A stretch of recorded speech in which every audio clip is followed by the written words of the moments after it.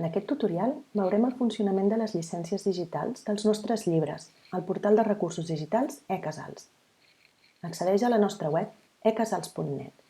Si ets usuari dels nostres llibres però no estàs registrat, fes clic sobre Registra't i fes-ho com a professor. Omple totes les dades que et demanem. Recorda que quan iniciïs sessió hauràs de fer servir el teu correu electrònic com a nom d'usuari i la contrasenya que hagis indicat. És molt important també que indiquis el centre on imparteixes docència per poder-te donar accés digital.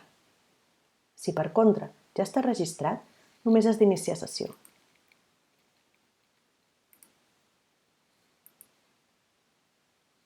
Un cop dins del teu perfil, accedeix al llibre digital amb el que vols treballar. Afegeix el llibre, fes la cerca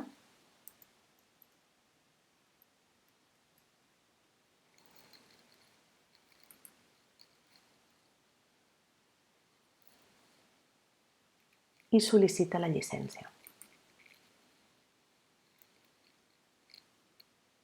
El delegat comercial de la teva zona validarà la sol·licitud de seguida i podràs tenir accés a tots els recursos. Ja tinc activa la llicència del meu llibre i m'apareix dins de l'apartat dels meus llibres el llibre de Física i Química. A la part de la dreta trobem totes les unitats i els annexos i a la part de l'esquerra trobem tots els recursos. Si fem clic damunt dels recursos dels alumnes, podem accedir a tots ells i filtrar-los per documents, vídeos, enllaços, imatges o activitats. Si ho prefereixes, pots accedir-hi segons l'ordre de les unitats.